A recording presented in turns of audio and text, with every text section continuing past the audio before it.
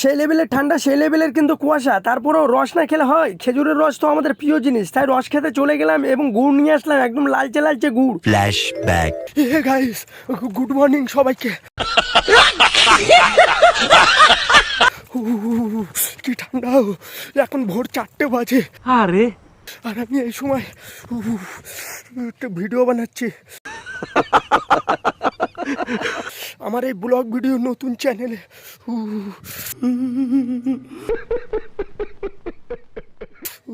কি ঠান্ডা, তোমরা দেখতেই পাচ্ছ কি কুয়াশা, দেখো কুয়াশাই কুয়াশা। তাই নাকি? মানুষ এই সময় ব্ল্যাঙ্কেট মুড়ি দিয়ে ঘুমাচ্ছে, আর আমি ভিডিও বানাচ্ছি গাইস। শোনা গো আমার।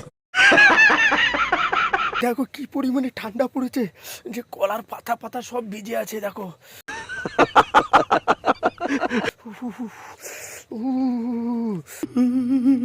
তোমরা একটু সাথে দেখো, পাশে দেখো।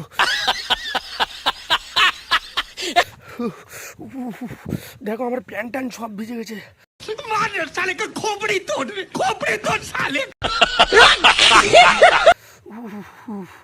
সব ভিজে গেছে আমার প্যান্টে, কি ঠান্ডা, কাঁপুনি দিচ্ছে আমার। ভিডিওটা পুরোপুরি দেখো।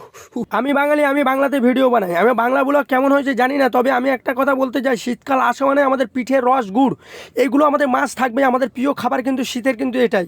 তো আমাদের শীতকালে একটা প্রিয় জিনিস কি হয়, আমরা খেজুরের রস খেতে ভালোবাসি। তো আমি কী করলাম, ভোরবেলায় গিয়ে টাটকা টাটকা কিন্তু খেজুরের রস খেলাম, 3 থেকে 4 গ্লাস। কত টাকা কী বৃত্তান্ত আমি কিছুই জিজ্ঞাসা করলাম না, এবং আমি 2 কিলো কিন্তু ঝোলা গুড় নিয়ে আসলাম রুটিতে খাওয়ার জন্য। শুধু খেজুরের গুড় কিনলে হবে না, তার সাথে কিনতে হবে কিন্তু চালের আটার গুঁড়ো, কারণ চালের আটার গুঁড়োতে কিন্তু রুটিটা নরম হয়।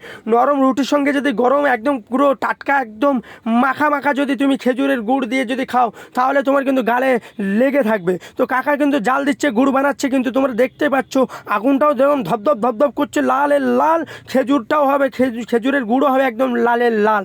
তারপরে তো মজা, তাই না? তো যাই হোক, তোমরা যদি যারা এখনো খাওনি আমার বাড়ি চলে এসো, আমি তোমাদেরকে খাওয়াবো রুটি বানিয়ে একদম টাটকা ঝোলা গুড় দিয়ে। তো যাই হোক, দেরি না করে চলে আসো।